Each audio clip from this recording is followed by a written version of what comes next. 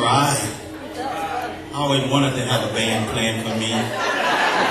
Can't sing a lick, but it sounds good having a band playing for you. All right. How you doing? All right. Me too. What y'all laughing at? I'm not started yet. It is so good to be in the house of the Lord, to be able to laugh. I mean, I grew up in a church where laughter was like you was, shaking your head at God. It was difficult. We couldn't laugh. We had to laugh up underneath something, hide ourselves where we could laugh. Because don't you be laughing in church, it's God's house. Like God didn't even have a sense of humor or nothing. So I would say, well, I want to go someplace else where God got a sense of humor. Y'all not funny over here. We want to laugh. Want to be a kid. You don't mind. You hear people say, put your hands together, and then people start clapping. You say, what is that? It's hard to get an understanding out of folks. You say, because we say things that we don't mean. Yeah, we do. Like, how you doing? We really don't mean it. We ask somebody, how you doing? They start telling us, I don't know. I didn't want to know. Like 15 minutes later, we trying to go. Instead, I was just saying something. I really didn't want to know how you was doing.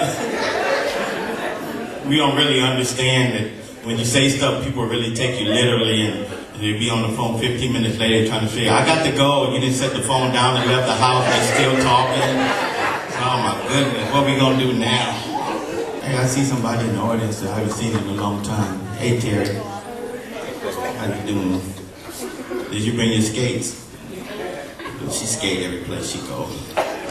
She's trying to save gas. I don't blame her. I've been thinking about skating every place I go to. Give me some more beans. I'm finna go on a long run.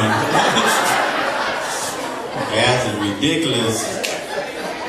Somebody come change the serial number they got up here. It was $2.50 yesterday, now it's $3.75. I can't go nowhere. Goodness. We didn't have enough problem with other sin, but we put down the cigarettes and stopped chasing and stopped doing some other stuff, but then we picked up the plate and we go to Denny's. We're supposed to be denying, but we go to Denny's. We go to all of the restaurants and stuff afterwards. And, we have to let the last loop on our belt go because, had to go get new belts because we can't, hold it no more. It's hard not to keep eating. Church make you hungry, boy.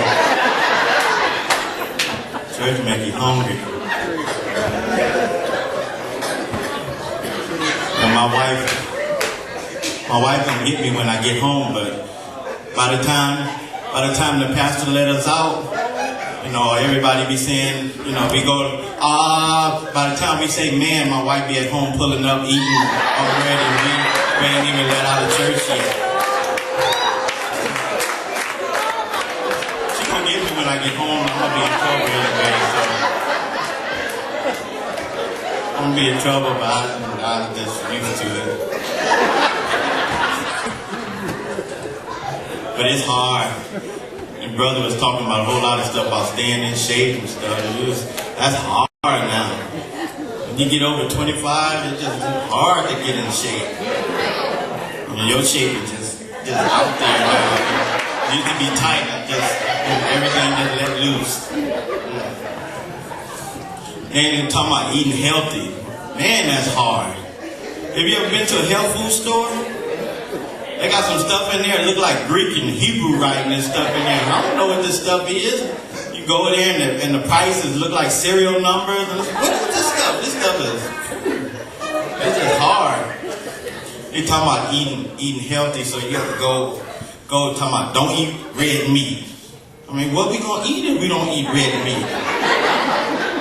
And then they said, well, don't eat red meat. You eat too much red meat, I only gotta eat a little. Well, I don't eat red meat. I cook it till it gets brown. Then I eat it.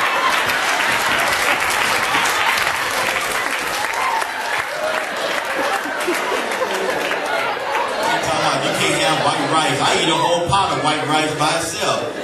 Don't eat white rice, eat brown rice. So I put a whole bunch of gravy on it until it turned brown. I like white rice. Eat healthy, hard. And they got all that diet food. Me looking for the real food and they got diet food all over. I ain't need nothing with the word die in it. I just see die and it. If you eat it, you're gonna die, so I don't eat it. It gets hard. I'd just rather be fat and healthy, fat and happy than be skinny and healthy. Talking about ghetto stuff. There's certain things that happen in the ghetto that don't happen nowhere else. That's right. He's talking about the fairy tales and all the different. You know, the one fairy tale that used to make me happy every now and then when we used to have the tooth fairy used to come by. You know, you lose your teeth. You know, you already snagged a tooth. You feeling bad. You know, people gonna be teasing you because your tongue hanging out and then you stick the little rotten tooth under your pillow. You're expecting to get some money. But you know your mom ain't got no money because it's not the 1st or the 15th. So you look up under there with the food stamp. You be running out there getting penny candy with a food stamp. There's certain kind of things only happen in the ghetto. You know, you go to camp with your little friends, and then you tell them stories. They don't know what you're talking. What's a food stamp?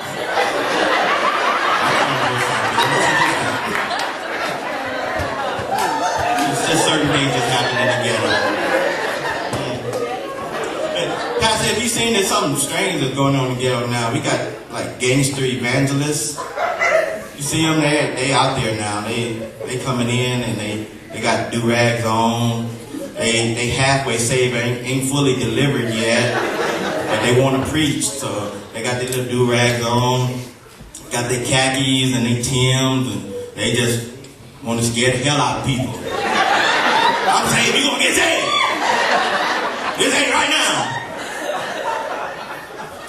Gangster. Jesus rolled the stone away. Rock. Saying half the scripture, half of this scripture, half of that scripture, mixing in some Tupac with it. Is that a scripture? No, I think that's Tupac.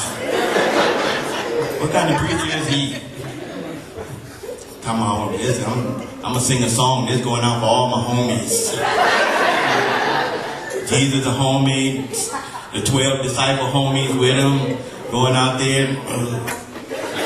Gangster. What happened to love?